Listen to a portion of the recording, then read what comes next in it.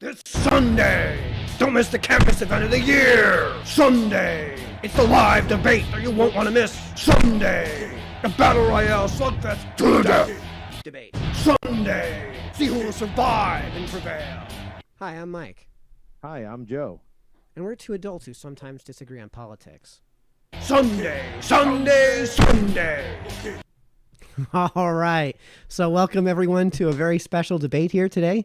I have here today with me Joe DiGregorio. Joe, say hi to everybody.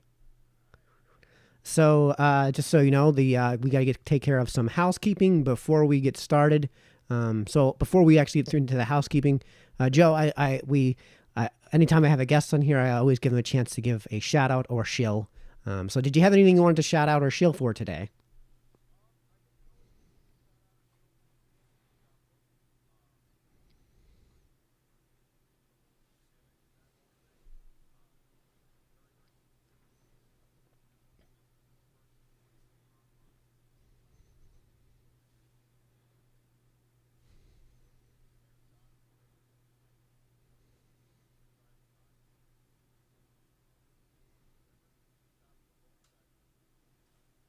Okay, hold on, Joe. Apparently your audio. Here we go. Joe, do that all over so that everyone can hear you. Oh man, that's terrible. Can you hear me shop now? local. Go ahead. Yeah. All right. So I'm just going to give a shout out to all the local businesses out there during the COVID-19 pandemic. We definitely need to make sure that we're patronizing our local businesses first before we look to other places to get our goods. So if you're looking for socks or a notebook or whatever you might need, a can of soup or a bottle of milk or whatever, if you're driving past a local guy, stop there first because they definitely need your help. Yep, and on that note, here in New Milford, we have H.H. Taylor & Son True Value Hardware Store, which is the local hardware store that's been around since 1902. And man, I've kind of had a new policy that I've instituted for myself. It's probably going to frustrate a lot of people in New Milford, but my new policy when it comes to shopping, because COVID has made it such a miserable time for me, is if I can't get it at Taylor's, I go to Amazon. And if I can't get it at Taylor's or Amazon, I don't need it, except, of course, for food. So give a shout out to the Family Hardware Store on 85 Railroad Street. And also, while we're doing some housekeeping and shout outs, for those of you who are coming from my other channel, Mike Reads, we did have a new read out today. And today's read was, let me get the book out, in Thomas Sowell's Economic Facts and Fallacies. So I'll try to put a link in the comment section. I think YouTube doesn't allow even me as the stream host to put links in the comment section, but the link is up, so you guys can go ahead and check that out when we're done. Also, some housekeeping. After today's debate, we are going to do some live Q&A, so if you guys got questions you want to ask me or Joe, get them into that comment section, and we'll try to get through them after we're all done. This should only take about 45 minutes to an hour, and that is because today's debate topic, well, you know what I'm going to do? I'm going to go ahead and show the meme that I put together that started this whole debate. Prices are always the best way to distribute scarce resources. So Joe immediately jumped on this and said we should debate. I think your enthusiasm for the debate actually began when the concept of prices being used to distribute human organs came up as a counter. So I guess I'll let you give your thoughts after because I'm the one making the positive claim. It's the burden of proof is on me to prove it. I'll make the claim. Prices are always the best way to distribute scarce resources. And I'll expand upon that just briefly so that everybody knows what I'm talking about. I'm not making a moral statement when I say best. When I say best, I mean in terms of an economic decision making. I realize that there are decisions to be made that are not economic. And the perfect example of that is when it comes to something like tariffs. There is a role for tariffs, even though it will always economically hurt the country that is instituting the tariffs. And that would be as far as negotiative leverage with a country like, say, China, where you are sick and tired of them, say, stealing your intellectual property if you think that's something that's worth defending, or if you're worried about them hacking into your servers constantly and you're sick and tired of them doing that, or there's some behavior that you don't want them to do, so you use the tariff as a point of leverage where we're saying, and you say to China, listen, we are willing to eat this. We are willing to economically suffer until you get your act together. So I realize that there are more considerations to be made than the purely economic considerations, and that isn't the only decision to be made. However, extending from Smith's lesson, which I'll get into if you feel we need to, the best way to distribute scarce resources, the most efficient, practical, and effective way to distribute scarce resources is with prices. So that's the positive claim. I think there's a lot there to unpackage actually. You qualified your statement of best, right, as saying that it's not a moral claim, right? Did I get that right? Or did I get that backwards? I'm going to say yes, because there is a incredibly circuitous way to getting to a moral standard with that, and to making that a moral claim. I don't think it's necessary for us to go through that. All right, because that's actually that was a huge part of my objection to your statement. But you also kind of qualified there with that there's all sorts of extenuating circumstances that could infringe upon the price as being the best possible way to distribute scarce resources. And that's actually why I originally said that your meme there lacked context, because there are plenty of situations where, regardless of price, right, you could still have resources that are not equally or equitably, or whatever qualifier you want to put there, distributed amongst the places where they would probably be of best use, right? A good example of that would kind of be like car prices, right? People that want a Porsche, right? You don't go to a Porsche dealership and go, hey, you got a diesel pickup truck for me? You know what I mean? Like you'd probably go somewhere else, right? And even then, the person who might be looking at those sorts of things, right, might be using other factors other than the price, right? Maybe, utility or value, or, maybe financing, right? I mean, like, hey, I could spend $70,000 on a trunk, right? Whereas in other circumstances, the price might be the bigger driver, because of these extenuating circumstances. Price then becomes, irrelevant, or there are distortions in the market that otherwise affect the use of resources. Okay, so what you're talking about are individual decision making when it comes to trade-offs. So in the case of those, and yeah, I mean, it could be individual decision making, or it could be that the market price of an item, right, is not at equilibrium, right? It's not the most efficient market price of the item, as a result of other extenuating circumstances that put pressure on the market, right? Interference with those transactions, or just necessity, right? Gasoline prices, right? Gasoline could be $10 a gallon. It could be $1 a gallon, right? You're still going to buy gas and put it in your car to drive to work because you have to get to work. Home heating oil. Well, I mean, natural gas, right? So in that case, what we're talking about is something where if there is a thing that influences the demand curve itself, then since it is what we would consider a necessity, there is always going to be an existing demand curve, and there is always going to be some elasticity of demand. However, with gasoline, if we're talking about something that doesn't affect the curve itself, so we're talking about quantity of demand, then all you're talking about is something that has an extremely elastic response to prices. So, for example, if you've got two gas stations right next to each other, and one sells gas at 1 penny cheaper a gallon than the gas station right next to it, guess which gas station is going out of business? Like, everybody's going to the other gas station.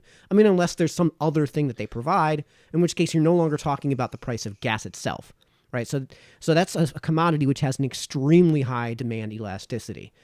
I think what's being conflated here, Joe, is that what you're talking about is individual decision making. And I'm not talking about in terms of what one individual may consider when they're making these trade-offs, when they're making these considerations. I'm talking about from a broad economic standpoint. How do you distribute scarce resources? In the case of a market society, which we mostly have now, more libertarians would kind of disagree with that and say we have a much more command-based economy. Yeah. But there's no way for you to take a top-down approach and say, like, to me, that I've got let's say we were talking about microphones. Mike, you should have an SM58. Well, there's a lot of considerations to be made there, and there may be some benefits and gains to having this SM58 over the microphone that you've got, right? And price might be one of those considerations for me as an individual. But without that price metric, then the way these things are going to be distributed is going to be the least efficient way to do that. And again, I'm making this as an axiomatic claim as an extension of Smith's lesson. So I'm not talking about like which headset we might think would be the best one for our circumstance. That's an individual decision-making process that is in many ways influenced by price. However, the fact that the price exists allows us to make certain informed decisions about these trade-offs. But I don't think price is always strictly based on demand. I think that there is I don't think that supply is always strictly based on price or demand. I think that they try to find an optimal point, right? Mm-hmm. Where, the quantity of production and the whatever percentage of quality produced over the percentage of, the price over overall price, whatever, is optimized. And that's the target that they shoot for. Right. And I think that there are other factors that play into it, especially in the economy that we currently have. Are they economic decisions though? I already said I'm willing to admit that human beings are not these utilitarian automatons that autistically make utilitarian decisions, and that there are other considerations to be made that extend beyond the role of economics. Yeah, I couldn't disagree with that. That's yeah. So like in the case of like with tariffs are something where if we were automatons, we would say we should be always against every tariff period because they economically hurt the country that's instituting the tariffs, and usually to a significant degree, and very often more so than they hurt the country on which they're imposed. So, but there are ethical considerations to be made with dealing with China in the first place. Well, do you think that we're getting off topic on the tariffs, but do you really think that tariffs always hurt the home country? Or do you think that sometimes tariffs are Sometimes tariffs are imposed you're right. as as a result of trying to alleviate some sort of damage that was already done, right? Especially when you're looking at China. So the appropriate role of tariffs for me is as negotiative leverage, because there is no governing body above the nation state to appeal to. Right. So in that case, I could see a reason to in the short term, economically, the nation imposing the tariff is always going to be hurt. Always. They're always going to be economically hurt by a tariff, no matter what. In the long run, there might be some economic gain, but in the short term, there's always going to be a sacrifice to be made in a tariff. Well, yeah, I guess an increase in prices, that sort of thing, right? Like, we had that conversation before we got online here. But I think kind of what I'm getting at is more the point of like, there are instances of market failure, right? So you can't deny that there are instances where, irrationality impacts the market to a point where you're not actually allocating resources effectively. And I think that does kind of get into the topic of like organ transplants and that sort of stuff, right? Where the person with the largest economic capability, right? If you're selling organs on the market, right? If hospitals were able to collect organs from people who died in local car accidents or something like that, right? This car accident, 18-year-old kid gets into an accident and dies. All of a sudden they strip his organs out, right? Then those go up into some sort of a market, right? Mm-hmm. Where price is now driving who is actually getting that resource, right? Mm-hmm. That might not be the most effective or best use for those organs, right? Says who? You might have someone who's 95 years old and, versus someone else who's 20, right? Who has no means to get it, right? The utility of the person who's 20 is invariably going to be longer than the person who's 95. Well, there is where our disagreement is, because I say says who, because that's a command I'm glad that we are off the topic, because we had this conversation back and forth on Facebook to a degree about the necessary morality of having a market for organs. And again, it's not really the argument that I was making. The argument I was making was that it's the best way to distribute the scarce resources. I think you and I both agree that organs are scarce because they experience scarcity, and they have a purpose which is commodifiable, which means that they are a resource, right? Right. So you might suggest that there is a more ethical way to distribute them when it comes to the decision making to allow them to be distributed in the market sense in the first place, because of the fact that it can necessarily encourage a market for them, can necessarily encourage murder, right? Because you're harvesting the organs. That's a different consideration to be made. I'm talking about the actual distribution once they've been harvested, right? And in this case, I think I'm glad that we've moved on from that, because now I think we have our point of contention here, which is that I believe that the prices are the way to determine, well, who is actually in demand of these organs most, right? And I think that element of allowing the consumer to make that decision for themselves is, and this is where you would circle your way to a moralistic position. I think that's going to be the most effective way to determine who winds up being able to make use of these organs. Right. And here's the thing, Joe, imagine if some 95-year-old dude gets some organ, right? And let's say these organs are my organs when I was 26, which were super high demand organs, right? I was in great shape. I had no diseases, type, whatever I think it's O negative or O positive. I forget which. The universal donor blood type, right? Genetic jackpot on everything you could imagine except for my stupid height. But like, they were super high demand organs, right? When I was 26. So if I was riding a motorcycle and flipped over my motorcycle and could donate a ton of organs, possibly except for my liver because of my experience in college, there's time and a place. So I think in that circumstance, if the 95-year-old guy says, yeah, I'm willing to pay a fortune for that, well, then what have you done beyond the organ itself? What you've actually done is you've allowed the hospital you've given more money to the hospital. You've allowed them to pay surgeons better. You've allowed that hospital to doing that to then make the decision to hire the better surgeons. So you have knock-on effects that extend beyond that transaction. You make it more viable for you make people who say, right now I'm not listed as an organ donor. I don't know if you are or not, and it's not relevant, but perhaps my decision-making process in being listed as an organ donor would be swayed by the fact that there is always going to be a use for these organs that extends, again, getting organs to transplant is incredibly difficult and incredibly expensive and requires basically lottery ticket odds for an organ to come to fruition in the first place for anyone, right? Everything has to match up perfectly. The organ has to survive, and it has to be, and you have to conduct the actual transplant. This is a major ordeal. So if you allow prices to make these determinations, then we all know exactly where these things are going to go. And this is where the moralistic standpoint would come in. If we've got an 8-year-old that we're looking to save versus a 98-year-old, well, how much is the 98-year-old willing to pay for that?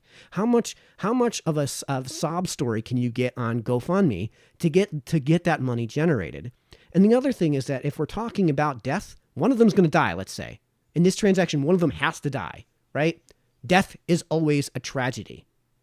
Death is always a tragedy. And I'm not willing to say that one person's life is necessarily worth more than another. Right. In this circumstance, we're not considering anything other than 95 versus 5. I mean, it's a very difficult. I think you're making a lot of very, very salient points, and I think that it's one of those instances where, right? How do you make a decision? And historically, I think how people have made that decision is they look at it and they go, well, the 95-year-old's already had 95 years, right? Mm-hmm. The 8-year-old hasn't had that, right? Yep. I mean, and you don't know what their potential is yet. But then I guess you could get into a situation where the 95-year-old maybe is a scientist and on the verge of some great discovery and the utility of them, right? I mean, but then we're getting into lots of what ifs and could be's and maybes, but maybe that's not the case. Maybe the person that's getting an organ, right, is a person who's, a drug addict and whatever, a philanderer, the worst person you could possibly think of on. Yep. Now we're talking about a 25-year-old, let's say, a 25-year-old versus a 95-year-old. And a 25-year-old, a 5-year-old's not going to be a meth head, but a 25-year-old might. Oh, the 95-year-old might. I mean, we don't know. Yeah. I mean, who knows? I mean, it's, so how do you make that moralistic decision? And I don't think that's. You allow the consumers themselves to make that decision for themselves. Yeah, I don't know. I mean, like how 95-year-old, you're going to have to get a GoFundMe to get this organ transplant. 5-year-old, you're going to have to get a GoFundMe to get this transplant. Highest bidder wins. But you don't know that that's necessarily going to be the case. By expanding the market, you're going to have a greater demand. And right now there are barriers to entry in the market. Not true. We necessarily know that to be true. I mean, what do you mean? Here's why we necessarily know that to be true. The reason organs are not out, there is no technical legal market for organs, and I put that in scare quotes in case you guys couldn't see that, is because in the 1800s in Britain, the only way to get organs for things like med school students, where they needed to learn how to operate on a body, because even in the late 1800s, there were things that they could do inside the body that were surgeries that were still legitimate. All right. There was a guy that was the only way you could legally get those was if you had somebody who was executed by the state. Isn't that's like the Jack the Ripper thing, right? I think he was a doctor or something like that. It wasn't Jack the Ripper himself. It was some doctor that went around and realized that he could sell these organs to these universities, like Yale University Med School. We're in Connecticut, so Yale, right?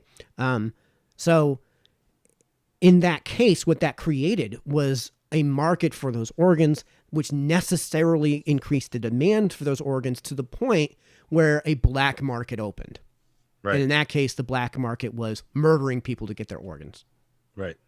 So again, this is a bit beyond the moralistic reason for it to be illegal to sell organs for a price extends beyond the necessary conversation about the best way to allocate the scarce resources. Now, I'm of the belief that the black market will exist, and it already exists for all intents and purposes. Regardless. However, yeah. Yeah. If there's a demand for a thing, there will be a black market for it. How serious is the demand? How serious are the consequences for meeting that demand? Right, and this is basically a price decision, right? What is the cost of murdering somebody? Well, you could get the lethal injection if you're in Texas. You could get 85 years in prison. And what is the likelihood that comes to fruition? The 85 years in prison is, for all intents and purposes, a price that doesn't have a medium of exchange. Right. Right. This is the price you pay for murdering somebody. Well, I mean, like, is there really a black market for organs? Like, are people Absolutely. like out there killing people and like, hey, I'm gonna get a kidney from this guy over here? And so like, in the United States, that black market is more of a gray market, and that would be like, how do you get that in? It's not like a car stereo. You can't just like go to your buddy and be like, right? Hey, no, it's one of the most this kidney in real quick, Yeah, no. So we agree then that like organ transplants are like you have to be incredibly lucky to have to ever get a successful organ transplant if you need one, right? Right. There's 8 million chips that need to fall perfectly in line in order for that to happen. So when I say black market, I don't mean that there's a black market in Connecticut for that sort of thing, let's say. I mean that there must necessarily exist a black market because there is a level of demand. There is a floor for demand. In the United States, it's much more of a gray market. I kind of don't want to get into the specifics of the gray market. You understand what a gray market is, right? Yeah, where like somebody might give somebody a kickback that's, to get the organ, right? Yeah. Whereas in other countries, there is straight up harvesting happening. I hate to use the Venezuela fallback. I feel like I'm reductio ad Venezuela, but that's obviously happening in Venezuela. It's actually happening to a much lesser extent in Mexico. So there is a full-on black market for it. Yeah, there was a major plot point in World War Z that I don't think made it into the movie. The movie I didn't watch. You didn't watch the movie? Oh No. man, it was a good movie. No. No. But anyway, it's a spoiler. It was in there. It was in the book, actually. The book was great. I don't know. So now we're talking about organs. I kind of feel like there might be other areas where pricing and demand are out of whack. And I'm trying to think of a good example that we could use. What do you mean by that? So I know it's going to be tough for you to come up with an example. So let's expand what you mean by that. So I think that I think another major point of contention, actually, maybe this is a good direction to go on, because you did touch on wages when you were talking about like, hey, the hospital will get more revenue and that will necessitate like a greater level of wages or something like that for the doctors. It's one of the ways they could spend that equity. It's one of the ways they could spend the money. I don't think that wages are necessarily driven in any rational sort of fashion. I think that especially in the United States where people don't discuss their wages, it's like, the things you don't discuss at your jobs, right? Like religion, politics, and how much money you make. I think that like having a minimum wage, right, creates a false floor, right? Yep. But I don't think that the wages necessarily are driven up from that point. I don't think they're driven down if you eliminate the minimum wage, because I think that mostly what would drive that, right, would be the number of available workers. Wages go up when the supply of workers goes down. That's the only time. No, when you have an innovative shift in demand. For example, light emitting diodes. There wasn't much of a demand for people working in light emitting diode manufacturing in 1990, correct? Even though light emitting diodes have existed for 50 years. Right. Yeah. They used them on 18-wheelers. That was it. And like they used them for like lighting up buttons on your computer. Yeah. That was basically all their only use, and they were incredibly expensive and unreliable, even though they lasted forever. Right. And they couldn't get them very bright. Now what's the demand for? Now that we have LED TVs, now that we have LED monitors and laptops, what's the demand, and the bulbs I'm using, what's the demand curve look like for machine operators that are making LEDs?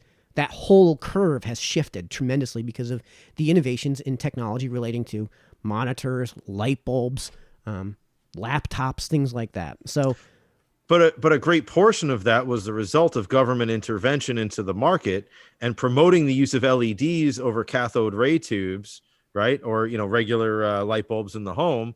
I mean, think about Connecticut, right? I used to laugh because I would go to Home Depot here in Connecticut, or Taylor's, right? Since we were talking about Taylor's before, I bought light bulbs there before. Yeah, they used to be like $12 a bulb, and nobody would buy them. Right, no one would buy them, but all of a sudden, the state of Connecticut stepped in and said, "We want to reduce the amount of carbon emissions that we have.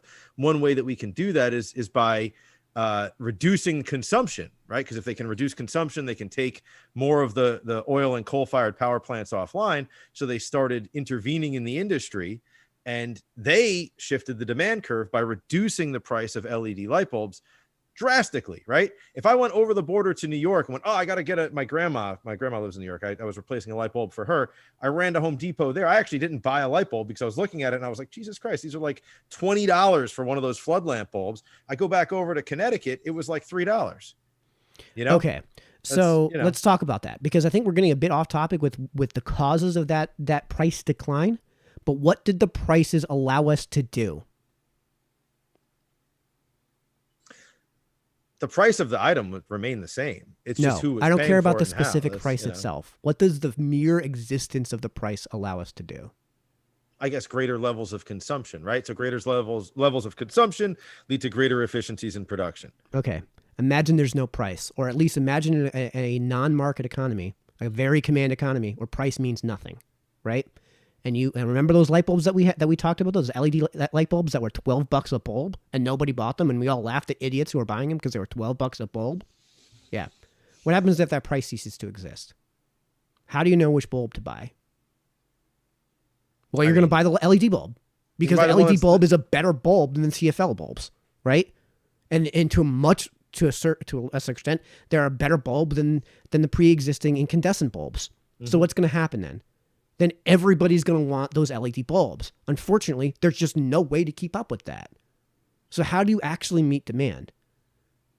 Well, you have a price for that. You say the LED bulb, if you want, is going to be really expensive. Also, we have these other bulbs, which are less expensive. And then the people who value the bulbs the most, the people who say, I need this bulb and I'm willing to sacrifice everything to get this bulb, are going to do that. I mean, Joe, we make these trade-off decisions all the time.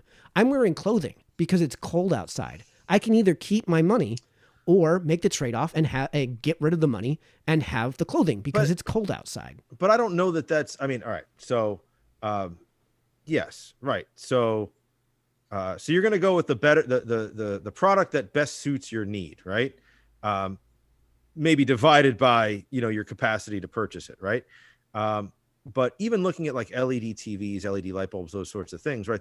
The early adopters, right, have a higher threshold with which at which they'll purchase the product, right? Yep. So when you're rolling out a new product, like hold on. Let's just make sure this is clear what you mean. So you're talking about how when a new product comes out that's really expensive because it's brand new, plasma TVs in 1999, the only people that are buying them are rich ass dudes. Yeah. And my father-in-law who paid like $700 for like a 13-inch TV or something, like crazy from The like Office, that. Yeah. Like that scene from The Office. But it was actually really cool. Yeah, all right, I just wanted to make sure that's what you were talking about. But go on. Yeah. So the price of that product, right, has no bearing on the utility of the product. No, that's not true. That's not true. Well, I mean, the company actually looks at it and goes, we know we'll sell 1,000 whatever TVs, plasma TVs, yeah, at $10,000 a piece, because right? it's 1999 and they sell for $10,000 a piece. So they make 1,000, they sell them for whatever, right? Yep. Then they go, oh, we could sell another 20,000 at this next floor, another so many thousand at this floor, and they build that model long before they ever release the televisions, right? Yep.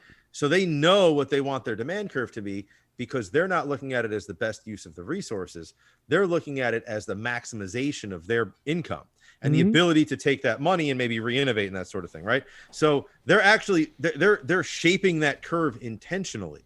Yeah. Right. Yep.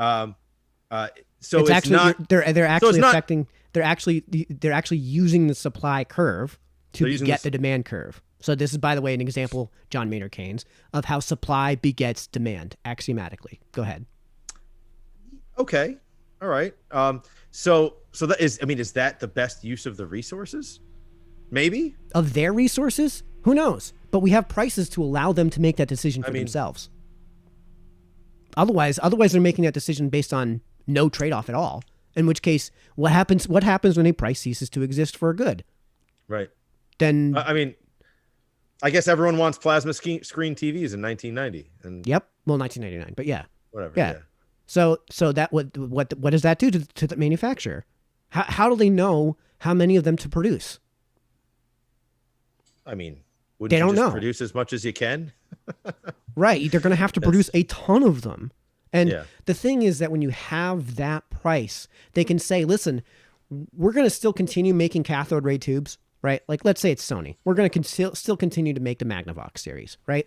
And also we're going to introduce this line of plasma TVs. However, because we can only make so much money on it, because you're right, like the only people that were buying plasma, spending 10 grand on a plasma in 1999 were rich people or idiots, like complete idiots, right? Right. And because of that, that's only a small part of the market. So what we're going to do is we're going to make 1,000 plasmas and 10,000 Magnavoxes. Whereas if you don't have that price, how many do they make? How do they make this trade-off? How do they make these decisions? How do they meet consumer demand? I mean, I don't know that that's relevant to the conversation. I mean, I think that, but yeah, that's okay. the whole. That's the entire argument I'm making, right? Like the only way that they can make that is to make command level decisions, which never, ever, ever, ever work. And if there's going to be an empirical claim, it's going to be that every single time that there has been a governing body that decided to have a command style economy, they found that where there were so many decisions to make, they couldn't possibly keep up with it. And it led to the shortages of the Holodomor. So, I mean, I don't know. I mean, like if there's more money to be made, right?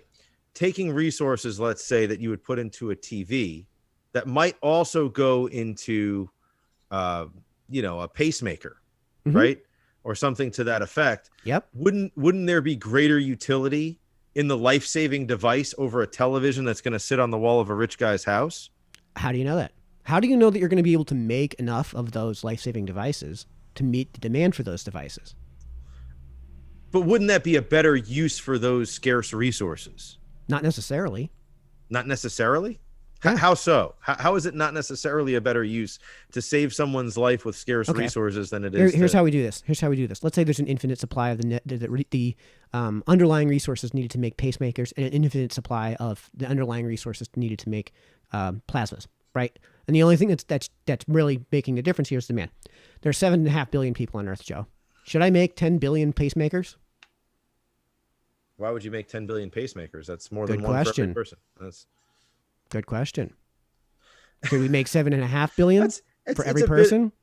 I mean, it's a bit of a Yeah. reductio argument, though, isn't it? I mean, like No. it's kind of like It's taking the logic. It's taking the argument to its logical end. If Well, you no, if you don't have a price, there's no way to know how to distribute those scarce resources. But I'm not saying that there's not a price. What I'm saying is that in a situation where you have the ability to make a decision as to where to allocate resources, it's not always the price or the income or the value of an item, which is what a business is going to do. They're going to do what it is in their best interest to do to maximize their profits, right? It's why when you reduce always, and as a result, it's always in their best interest to serve consumers. It's or their shareholders or what have you, right? I mean, They it's not always in their best shareholders by interest serving the consumers. Well, not necessarily, right? I mean, we reduce taxes for businesses. They don't reduce prices. That would be in the best interest of the consumers, right? You reduce taxes on a business and they'll keep the money. They're always going to reduce real prices on the taxes because you're decreasing the CPI. Say that again? They're always going to reduce at least real prices. You have less interference in market transactions. You have more money to spend on mutually consensual transactions. Wait a second. So you're telling me that if you reduce the taxes on a business, Yeah. they're going to reduce prices for the consumer? No, so if we have an income tax in Connecticut that's roughly 9%, and we reduce that and do nothing else to say 9% or 6%? Let's say it's 9%. We don't need 6%. 6.35% is the sale tax here. It's a sales tax. Yeah, it's I think depending on the person, it's very close to 9% in Connecticut. So let's say we reduce that to 5%. And did basically nothing else. What that does is it allows consumers and businesses to have more money. Yeah. Oh, well, that's a state income tax. That's a state income tax on the individual. Mm-hmm. But that's not what I'm saying. I'm saying if the business. Okay, let's get rid of the capital gains tax. Let's say we get rid of the capital gains tax altogether. So we're going from 15 to 0. I'm talking about corporate taxation, right? So if we reduce the corporate income tax, right, the business itself is not necessarily going to reduce prices to the consumer, right? Because you have to do something in a vacuum. Hold on, no. So in the case of the one company that's an idiot and doesn't take advantage of that competitive advantage, you're right. It's going to pass it on to shareholders. We're then going to do what with that money? Reinvest the money into other companies that do what with that money? Like, unless somebody is literally stuffing their mattress with cash, this money is going to get recirculated. It gets recirculated, but it doesn't necessarily benefit the consumer, right? Of course it does. So, well, I mean, like when Sony or whatever is releasing a television, right? They're not thinking about the consumer. They have to. They're thinking about targeting when they're setting a price. They're thinking about maximizing their profit. Mm-hmm. It's not the best benefit of the consumer. It's maximizing the business profit, right? Okay. Well, we're gonna. Like, if I'm a CEO for Sony and I'm going, hey, I'm gonna price this this widget, this USB thing, right? Let's talk headphones because we're both wearing them. Right. Yeah. Headphones, whatever. Right. The headphones. I'm going to pick the price at which I'm going to maximize my profit for my division because I want to keep my job. Yep. Right. You know, like I'm going to act in my own best interest. Yep. Right. Which isn't always the best use of those resources. No. Well, okay. Let's say you think that it's in your own best interest to literally set those headphones on fire. They're your headphones. You can do that. I could do what I want, but it's not necessarily the best use of those resources. Okay. So here's how I might see some utility in it. It might be the best use for me, but it's not the overarching best use of the resource. Let's say everybody made that decision, but they set fire to their headphones. How do we have this conversation, Joe? I'm going to have to use my speakers, and then we get feedback. Right. And at some point, somebody's going to say, man, this podcast is unwatchable. But check out my podcast where we don't have feedback because we didn't set fire to our headphones. Right. Right. So in that circumstance where you have a company that's returning that instead of making use of that competitive advantage, first things first, there are too many businesses and too many people on earth. Somebody is going to make use of that competitive advantage and bury those other companies. Right. So in the case of returning equity to the owners, which is, by the way, I'm assuming when you say profit, we're not talking about gross profits, net profits. We're talking about equity returned to owners, correct? At the end of the day, as we're filling out the balance sheet, yeah. Yeah, sure. I wasn't. I actually wasn't going that far, but okay. Yeah. So in that case, what happens to that money? So that money eventually has to go into something else. If it gets invested into other companies at some point, maybe those companies decide that they're going to hire more people with that money. Maybe those companies are going to say that they're going to invest in this machine that allows them to create a competitive advantage. And that competitive advantage is put to use by charging less and then burying everybody in scale, in which case consumers wind up paying less for the good. This is actually why, this is the exact reason why things like televisions have gone way down in price, even in nominal terms. So for example, how much could you get today for a cathode ray tube TV? Let's take a 27-inch Zenith from 1994, the best television on the market in 1994. How much can you get for that today? I mean, I think people will pay you to take them away. Exactly. Unless you're going to a Smash Brothers Melee tournament, you're never going to get a positive price point for that. A Smash Brothers Melee tournament. Right? Okay. Yeah. Sure. Yeah. So what has wound up happening is the price for that good in nominal terms has plummeted over the years. And a huge part of why that's the case is because that's a market that's extremely unregulated and has had almost no interference with those mutually consensual transactions. That TV in 1994 was like a $500 TV. And $500 in 1994 was most people's like 3 weeks worth of paychecks. So like, what is 3 weeks worth of paychecks today? Well, was it like $3,000? What can you get with that $3,000 in terms of a TV? You're going to get an amazing, like 60-inch, like pre-mounted smart TV that like listens to voice commands and automatically connects to the Wi-Fi, right? Where you have to do nothing. And you probably have money left over to pay guys to install it onto your wall. Like a $500 TV today is still a pretty damn good TV. But that's you're kind of hinting at my point in general is that like it's not always the best use of the resources, either the individual's money or the materials to make the thing, right? Yep. Globally at a given price point, right? Because they're restricting the production, right? Which isn't necessarily the best use of that resource, right? The best use of that resource would be to maximize their potential production, right? Yep. And the best use of the individual's income would more than likely be to maximize their consumptive ability, right? In some cases. Right? I mean, like, you said or like whatever. You maximize their ability to consume. Probably. Yeah, I could agree with that. Yeah, right. So the pricing of the TV initially is not one that either, benefits the consumer the most. It's the one that the business knows will maximize their profit, which isn't necessarily the best use of the resource, the scarce resource. Right, but how do of you the know dollars or the TV? But how does the consumer themselves make that decision? They make those trade-offs with prices. That's how they make those decisions. Prices, value judgments, moral judgments, whatever. I mean, some people act irrationally, and that's kind of my whole point, is that irrationality can distort the market and lead to market failure, right? I mean, we see that in the stock market all the time. What happens the moment you have a big company that starts dumping a stock, right?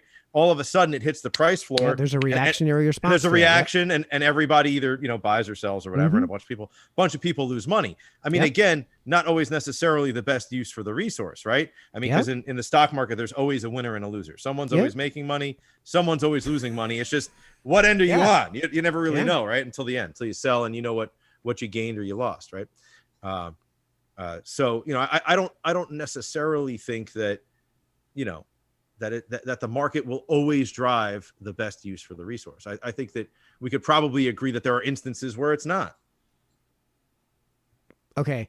I still don't see how that answers the question about the role of prices in all of this. Because in this case, what you've suggested is all these decisions are being made. How do the businesses that are crap businesses go out of business?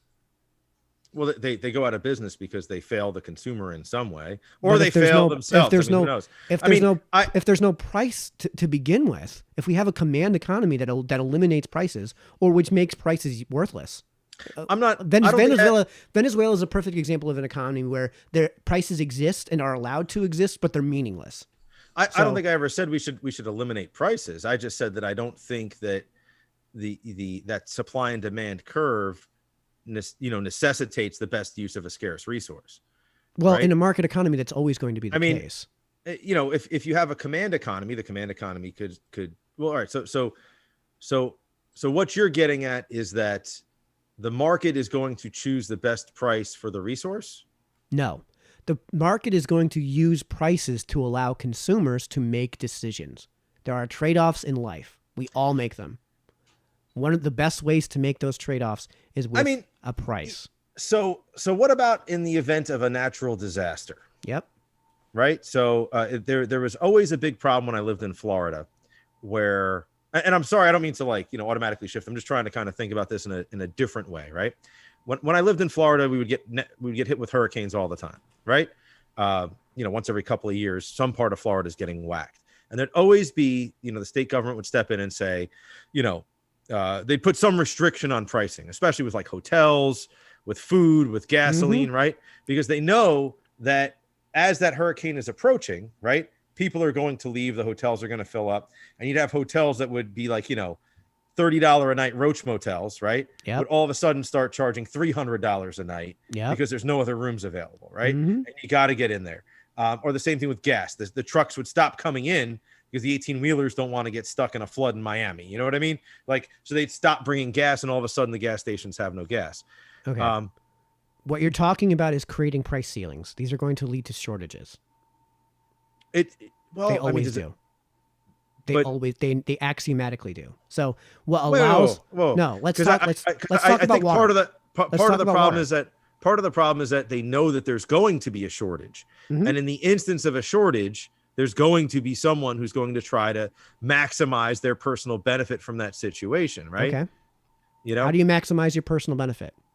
By jacking up the prices, I guess. And if you jack up the prices to a point where nobody will pay those prices, then or hoarding. We saw hoarding at the beginning of the pandemic of toilet paper of all things. I laughed. I was like, what's funny, Joe, in that circumstance, if somebody hoarded that toilet paper and was willing to turn around and sell it on Amazon for 10 times the price, at least we could get it. I mean, I guess. Here's what I'm talking about. Let's talk about the hurricane in Florida. One of the things you're gonna have to worry about with the hurricane in Florida let's just jump right to it. One of the things you're going to have to worry about with Florida is fresh water, clean fresh water that you can drink, potable water. So you put a price cap on potable water. Well, what about the guy in Wisconsin who's got a truck full of water, and he says, you know what, I can get $1 a bottle for this water here in Wisconsin, or I can drive all the way down to Florida and get $10 a bottle for this water in Wisconsin. And the people in Wisconsin really aren't going to miss this water. But if I can't get the $10 a bottle for the bottle of water in Florida, I'm not making the trip. This is how you create shortages that are unnecessary, that extend beyond the shortages created by the hurricane. Yeah, but at what expense? I mean, because there are a lot of What are you talking about? At what expense? This is what I'm talking about. If people need water, a huge reason, especially in third world countries, why people die in hurricanes is actually the morose that comes after the fact. Is actually the fact that they're not getting clean potable water. I mean, this is like the primary cause of death for most of Europe throughout most of its existence was the fact that potable water was impossible to come by. So what winds up happening is if you have all of these excess deaths, and I should veer away from the death metric, but if you can bring in the water, the way you ensure that the water actually comes in is to allow market transactions to happen. If I'm in Florida and I'm saying I will pay anything for some fresh water, I don't care what the price is, right? Because listen, our house is destroyed and there's no potable water for 150 miles and we can't get anywhere because everything's underwater. If somebody comes up with a boat full of water and says, I got water at $20 a bottle, and you say, here's $20, take it, go. Here's the shirt off my back. I'll trade you the shirt off my back for that water. Otherwise, you don't get the water. Otherwise, you don't get these companies coming in from all over the world saying, I have an opportunity here to make some money. Now, if you're going to talk about charity, first things first, we have to have a conversation about how that money becomes charity in the first place. And then the second thing is the reason companies engage in charity, besides the tax write-off. I wasn't going to go charity at all. It's for the image. What I was actually going to say is that I wish that's how it worked, right? It is how it works. No, you know what? I mean, I think to a certain degree, you will have people who will be able to, leverage on a situation, right?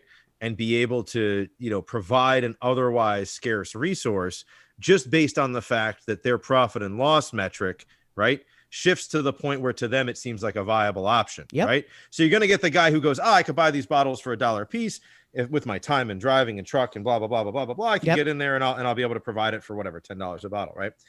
But that's typically not what happens. Typically what happens is people already have it and they start jacking up the price, knowing beforehand, right, where there is not yet a shortage, but knowing that this is going to be a shortage, they start jacking up the price, knowing that people are going to want to hoard it so that they know that they can get it later, right? And that's why there's this 30-day window that they use to say, hey, you can't raise your price beyond what it's been in the last 30 days, and for a certain period of time afterwards. Because what'll happen is you'll have people in a situation where they're desperate, where others are taking advantage of them. Right. Okay. Let me and see what if I you don't understand want it. Hold on. Let me see. And what you don't want is people to be taken advantage of, because that's not a great use for the resources. Right. That's not you're not maximizing anyone's benefit, because it's not, they're not even yet in that situation. Right. It's scalping. It's profiteering. You're profiteering off of someone else's loss. So? And it's not profiting. Profiting is different than profiteering, right? Profiteering is a situation where you're doing something that's morally ambiguous or negative, right? And we don't want to be in a situation where, you have a mom who's got 3 kids and the only water that she can get is $20 a bottle from some scalper. I don't think you understand. We just paid 99 cents for it a couple of weeks ago. You know what I mean? If that $20 price point isn't available, the water won't be available. That's obviously the case. The person I think, so hold on. Let me see if I understand what you were talking about in your scenario. But I think hold on, Joe. I need to clear this point up, because I'm not sure I know what you're talking about. So you're talking about a person who goes to the grocery store before the storm hits, knows the storm is going to hit, and buys a truckload of water, right? And then brings it back to their house, and then waits till the storm hits, and then after the storm hits, sells it for $20 a bottle. Is that what you're talking about? Well, I mean, like there are situations where that might happen. A lot of times it used to be just the grocers, right? They would know the storm would be coming and they would just jack the price of water up, or the price of groceries in general up, right? Yep. Trying to maximize their profit in the short term at the expense of the individual. I don't see what the problem is, because if the water is had, the water is had. And then on top of that, if they have more money, they have more money to pay companies to boat in water if they need to, where they'll be able to get the water for $20 a bottle. Yeah, but we know that's not going to be the case. We're not in a situation where that happened in Hurricane Katrina, and we didn't get shortages in bottled water until the state came in and said that you can't charge that much. It happened in Flint, Michigan. In those first 2 weeks, there was tons and tons of excess bottled water coming into Flint until retailers were told you can't sell the bottles for X number of dollars, and then all of a sudden we had a shortage. Joe, like this is what happens by definition. This is the principle of the law of supply and demand. It's a law for a reason. It's a law in retrospect. It's not a law because we know that we have situations where, people act irrationally and where there's failures in the market, right? And what I'm pointing out is a spot where there would be a failure in the market, because it's not a failure in the market. It's not an equitable exchange. You don't think so, but the person who wants the damn water and doesn't care what they have to pay for it, they want the water and they don't care what they have to pay for it.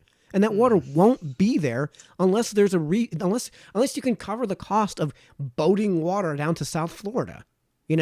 Like if there's no way to cover that cost, why would you? We said we're not going to talk about charity. So if you're not going to be able to make some money off of it, why would you bother boating in the water? Well, because you're still going to make money off of it. That's the thing, right? The cost of the water itself has not changed. The actual cost of producing the water, of transporting the water. That's not true at all. All of those things have remained the same. In hindsight, if you currently have a large store of water and then you're selling it at a greater price, right? You're just exploiting on the fact that there's a disaster, right? Okay. The cost of actually producing those materials, your cost. Let's say a storm comes, and what you do is you get a loan as a manufacturer, and you make way more water than there is demand for, and then the storm hits, and now you can make so much money on this water that you can not only pay back the loan, you can put money into your pocket. The bank wins, you win, and the people who need the water win. Like This is how this works. Without those prices and without prices in existence, we're talking about price controls now and not prices in general. But you're assuming that the people have the ability to purchase the water, right? they have to. Well, they don't have to. Well, then if they don't have the money, they don't buy the water. Right. Either you have to lower your. But the thing that's is, the Joe, reason for the controls. That's the reason for the price controls. Listen, if they only have $1 to buy the bottle of water with, then they're not going to buy the bottle of water unless like here's the thing, like the water needs to exist. The water won't exist if they're not willing to pay more than that dollar for that bottle of water. And if there's no added cost, which is a dubious claim in the case of a hurricane, if there's no added cost, how do we ensure that everybody gets that water? Because at one point you were making X bottles of water. You were distributing X bottles of water to that area. And Mike, that's why FEMA exists, right? And especially in a situation with natural disasters where people go in. Now, I will also argue that on the flip side, because during Katrina, I was actually down in Florida and I was trying to organize a group of people to be able to go and deliver things like bottled water. With the trailer. I was working for a construction company and the guy was like, yeah, take my trailer, drive. He was willing to pay the cost. And I reached out to the Red Cross. And one of the things that I thought was interesting is that they wouldn't allow us to go there with donations. Yeah. So what we ended up having to do is take our trailer and bring it to them and unload it onto their truck. Right. Yep. Which was a whole nother. Right. In this case, you had mutual consent interfered with. Mutual consent. You were willing to make the charity. Interfered with. You were willing to make the charity. They were willing to receive the charity. And you had somebody step in and say no.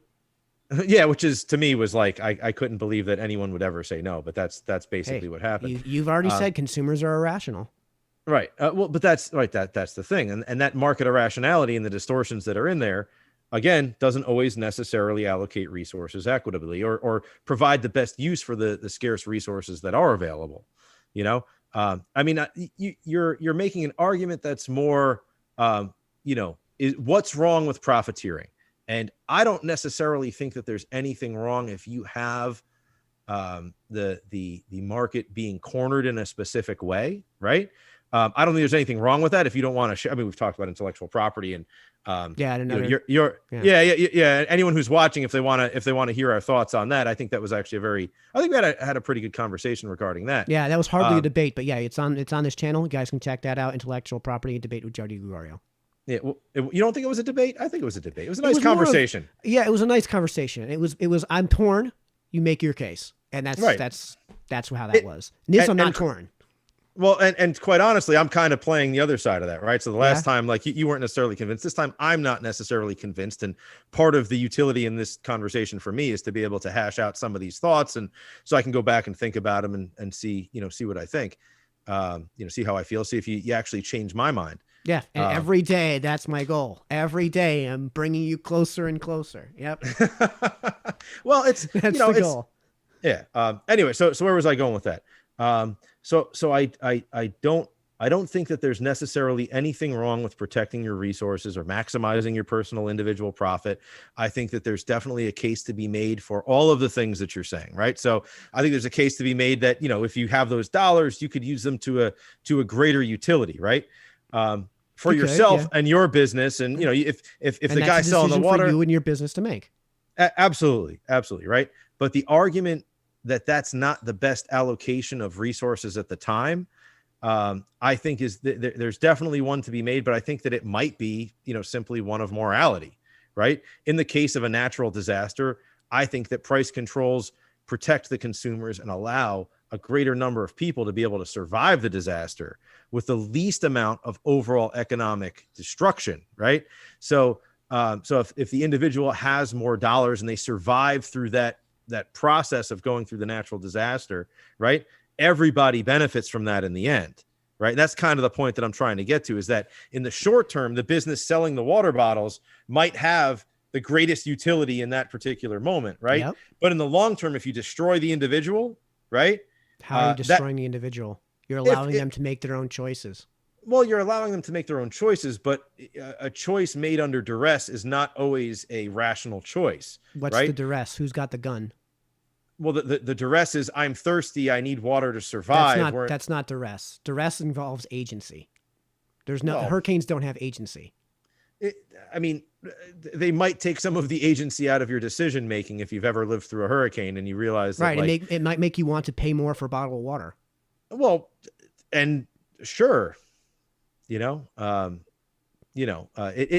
puts you in it puts you into a bad place. Can we agree on that? Right? Like where you're not making. Yes, if we're gonna agree that hurricanes suck, yes, I agree. Hurricanes suck. Fine, right? Like, it sucks being in a place like Venezuela, where in order to eat, you're willing to kill your dog. But I don't think we're talking about that. I mean, that's, But you know what I'm saying? Like in a hurricane, you might be. This was done in Hurricane Katrina. People killed their dogs to eat. Right? Yes, that's what I'm saying. Right. So is the best utility the guy who hoards all the all the chopped meat and the bottled water?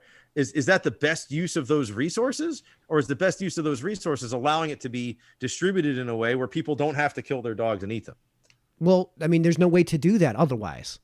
Do you get what I'm saying? Like the producer, if you put a price cap on that, then the producers just aren't going to bring the food in. Well, but they do. I mean, and they will. And if you're talking about charity and the image boost that you get, there's a price that you could. The actuaries have actually done this before. You can establish a price for the cost of publicity, right? And maybe sometimes you do things for image sake that are a short-term financial burden, right? That's a huge part of why businesses do that. One of the biggest donors to food security is the Coca-Cola company, right? And let's be honest, from a business standpoint, the only reason they're making these charitable contributions is because it looks good on their image. It's because if somebody ever questions them, they can say, no, we donated $2.5 billion to food banks around the country and around the globe. Like, the McDonald's Corporation is another one of these huge donors to charity. And there's a price you pay for that. And that's the $2.5 billion where you basically are buying image.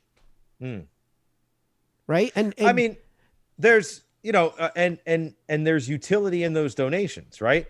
But again, like Coca-Cola is not rebating the consumer. Right. They're doing what's to their greatest utility. Yep. So they made extra money. They're making a value judgment with that. Yep. They're making that charity. And guess what happens when you can sell water temporarily at $20 a bottle instead of $1?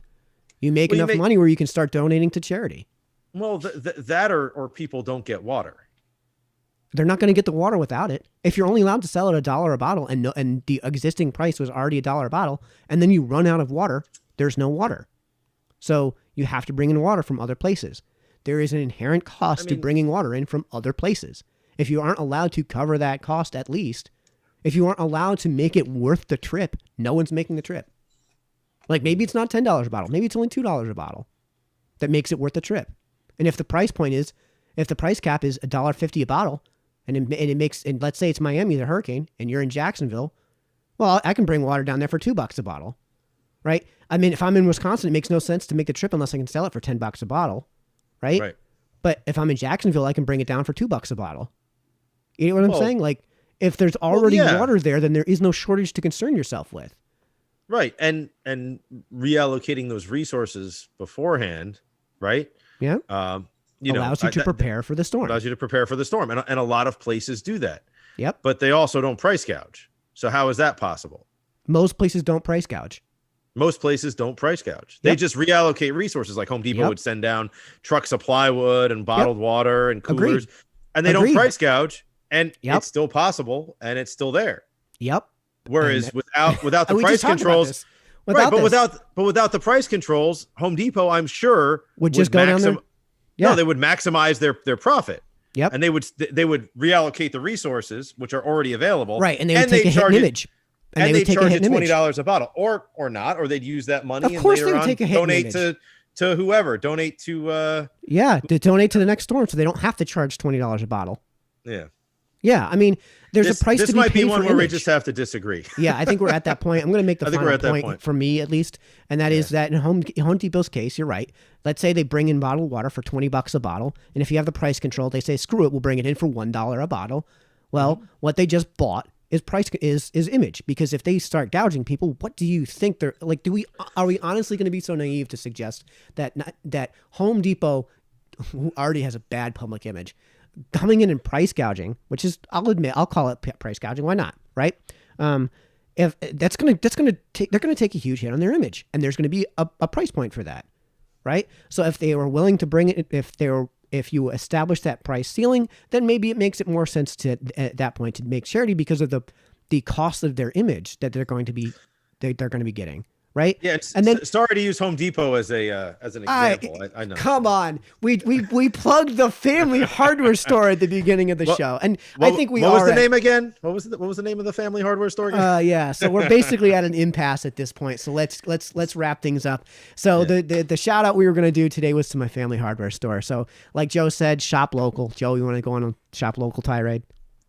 No tirade. I'm just going to, beg our any of the viewers who are out there, if you have to go out and you have to buy something, please swing by your local stores first. Go to the corner grocery store, go to the local clothier, or whatever that's locally owned, so that you can support our communities during this COVID-19 pandemic. And if they don't have it, then start looking elsewhere. But first hit your local guys, because they really need the help. Yeah, if you're in New Milford, check out H.H. Taylor & Son True Value. Taylor's up on 85 Railroad Street. So now that we've gotten that out of the way, Joe, you want to do some Q&A? I got some questions here.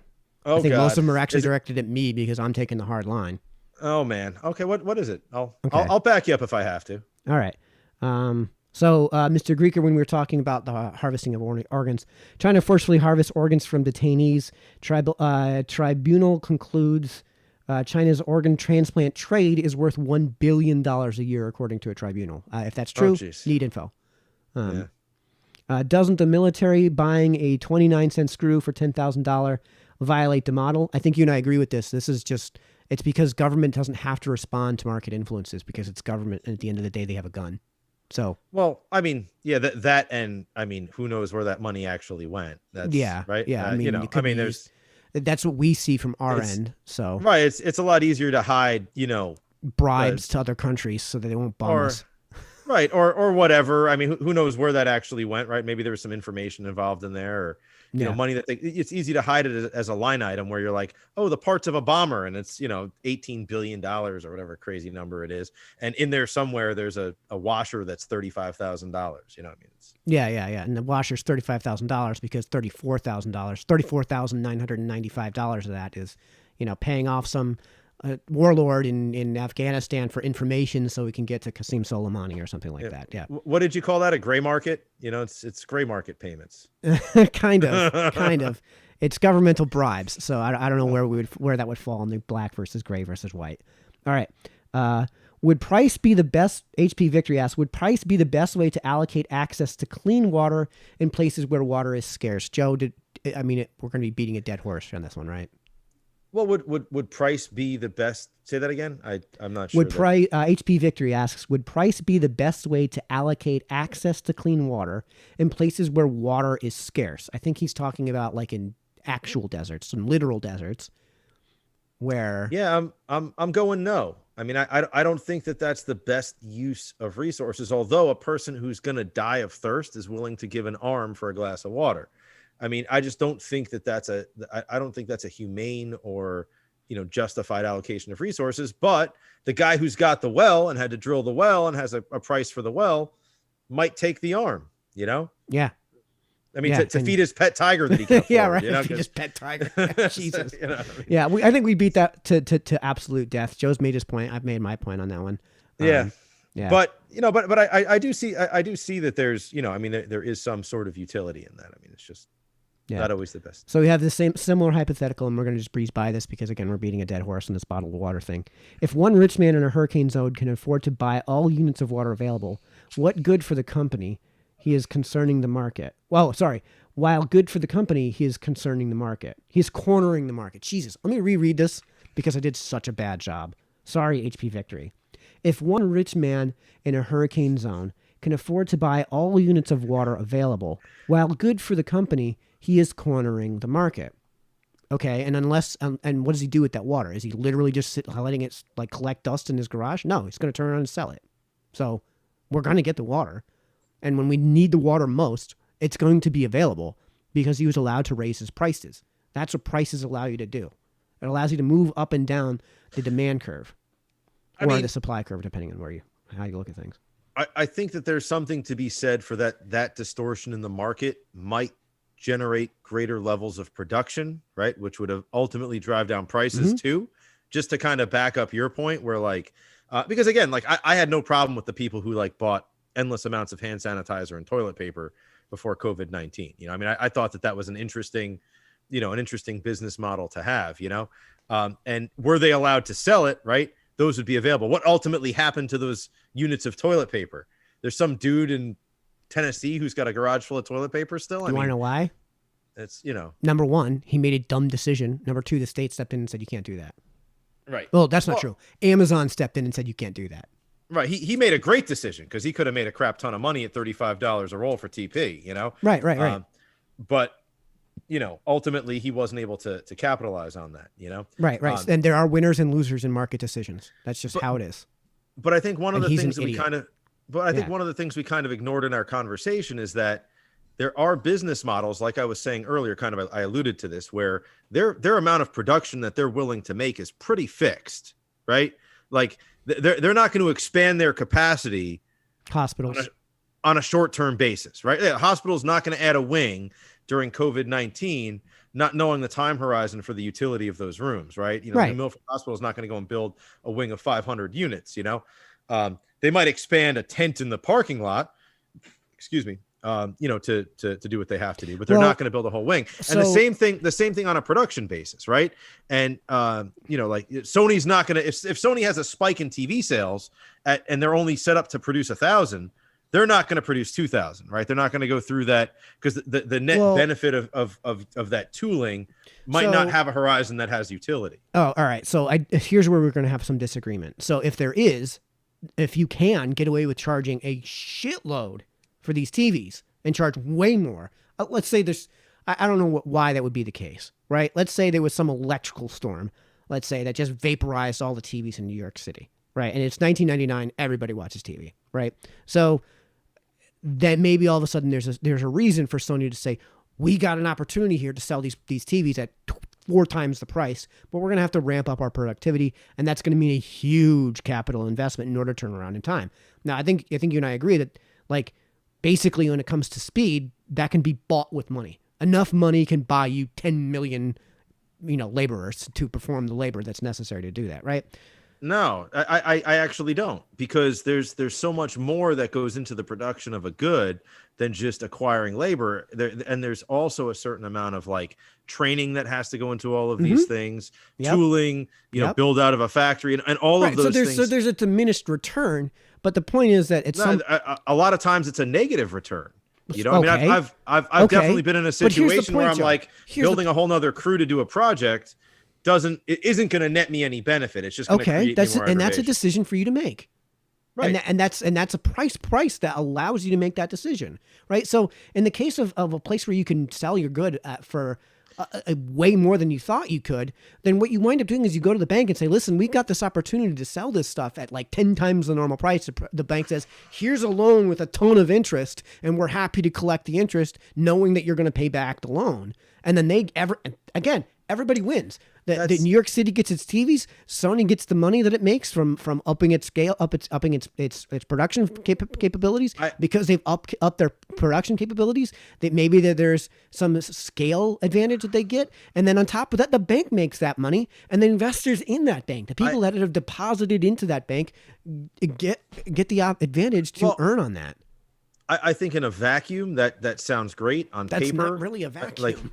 Like economic theory, that is like a model that I could see like playing out on a piece of paper very well.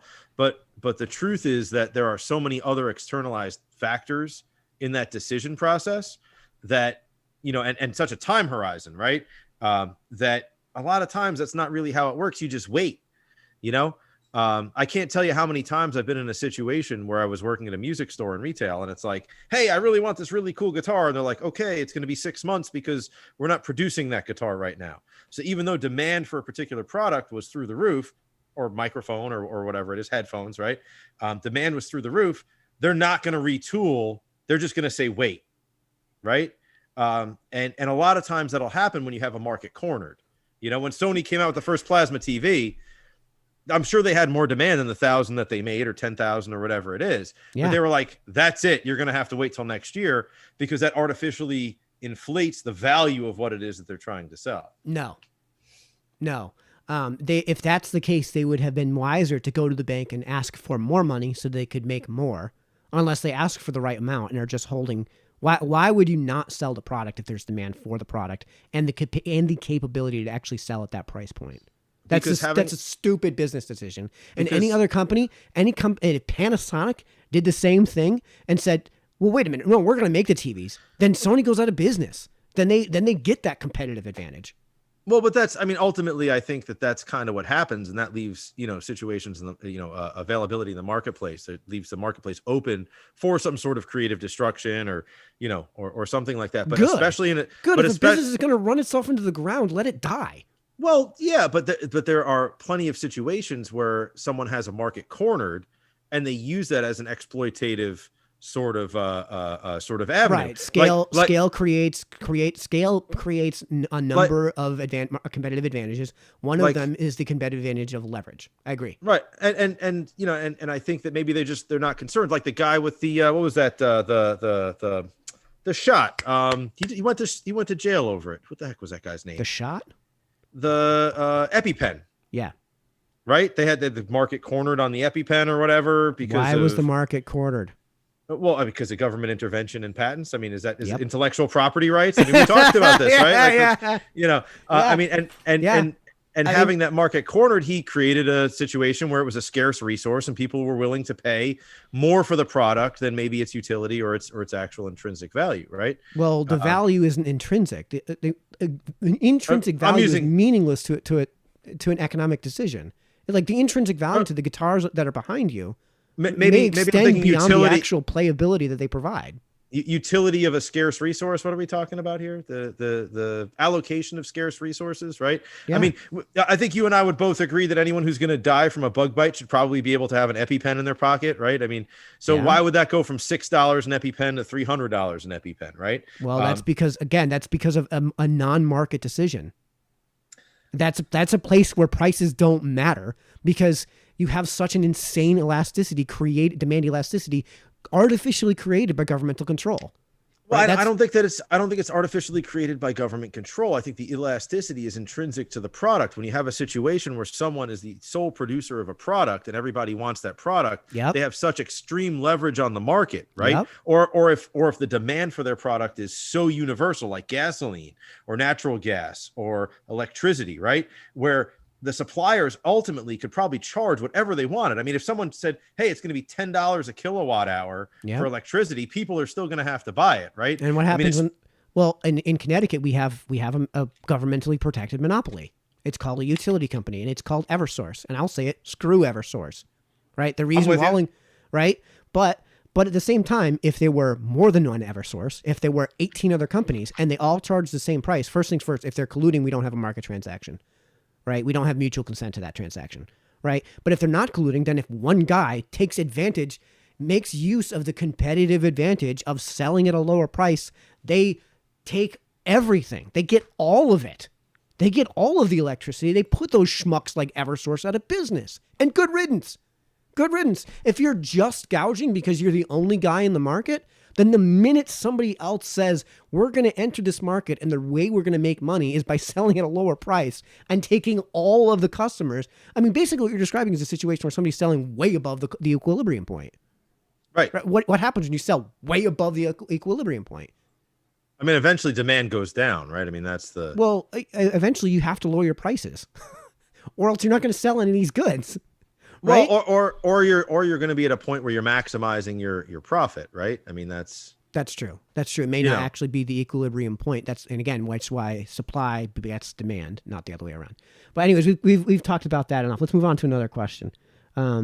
See, Jody Carroll, Mike did a great job. I'll pat myself on the back. Mike did a great job. Thanks, Jody. If they can't sell water for $20 a bottle in Florida, then they would be forced to reduce their price in order to sell. If they can sell for $20, they won't reduce the price. All right, we're not gonna get into this because it's we've done too much with this. I'll get the question asked here because you did ask a question, HP Victory. But again, this is a question that's been asked 100 times and we've already gone through it. Those that can afford clean water at $20 a bottle do well. Those that can't get dysentery? Question mark. Jody Carroll responds, if there's no water, nobody gets water. Okay, let's see if there's any more questions in here. Oh, here's a hypothetical. Let's see if this is hypothetical. If coronavirus vaccine price was driven completely by free market, would its distribution be the most effective allocation of the resource? So there's a lot to unpack here. I don't know if we have time for this, but in a medicine in the United States is the furthest thing from a market environment. So I would say that first things first, I would focus on getting medicine to a more market-based environment and allowing prices to effectively allocate the scarce resources, allowing individuals to say, I don't want that vaccine. I won't take it at any price. Or allowing people to say, I'd rather have the vaccine I'd take it for $1. Or you say to people who are like 85 and don't want to die. Most people are 85 that I know don't give a shit at this point. And they're 85 and they're like, listen, I've lived a long life. I don't care. I'm not wearing a mask. I'm not getting the vaccine. I just want to live out my life. My grandfather would be like that at 85 because he was on his deathbed anyways. He was like, I don't care. But yeah, so you have that prices to basically say, who in our economy wants it more than anyone else. And those people that are going to be most willing to pay the price are the ones that are going to pay that price. And I mean, that's just all there is to it. I mean, how else do you get it distributed? Like, are you going to be the one to say that the 5-year-old can't get it? Me? Right. What? I mean, the other option from prices is a command economy. So, how are you making that decision? That's kind of all right. So I think there's a couple of things at play. I think one of the reasons that the Trump administration was able to get the vaccine created so rapidly was because he did use a command market model where he said, I will pay for whatever 1 billion units of the vaccine or whatever it is, however many millions, whatever it is, right out of the gate, not even really knowing what the price of the vaccine is. I don't. What did he just buy? Right. What did he just buy? I don't know. I mean, but then he said that it's really? Free for. What do you mean, really? Like what the guy that said that. So the first round of vaccine is being distributed for free of charge. It's not because of governmental intervention. It's because the guy was saying, basically, out of charity's sake, I'm going to just donate the first batch. That's what Trump said? No. Oh, you're talking about something Trump said? Well, the Trump administration paid for the research in the vaccine, didn't they? No. No? Who's giving it away for free? So I forget who it was. Did I miss something? I must have missed something there. Yeah. So one of these companies that was doing the vaccines that had the vaccine out early said that they promised that they would send out the first round of vaccines free of charge to consumers. And the reason they were able to do that is because they were buying publicity. I thought they were free to everybody because the United States government is paying for them, and the purchase of the vaccine and the administration are entirely free. The vaccine was developed on taxpayers' dollars. In many respects, yes. I got to look into this because I don't know anything about it. So that was a question more than a statement. I'm sorry. Yeah, no. So the vaccine is being developed by like 12 different companies right now. Yeah. The one Pfizer, Moderna. Pfizer and Moderna have one out in the U.S. There's one that was developed in Oxford University. That's the AstraZeneca. Yeah, give me 1 second. The light went out on me. Uh-oh. There we go. That's a little better. Now you can see my face a little better. I was actually trying to find on my phone the questions here so I could read along. All right. So, anyway. All right. You want to do another one? Hypothetical, if the coronavirus vaccine price was driven completely by the free market, would its distribution be the most effective allocation of resources? Yeah, that's what we're talking about.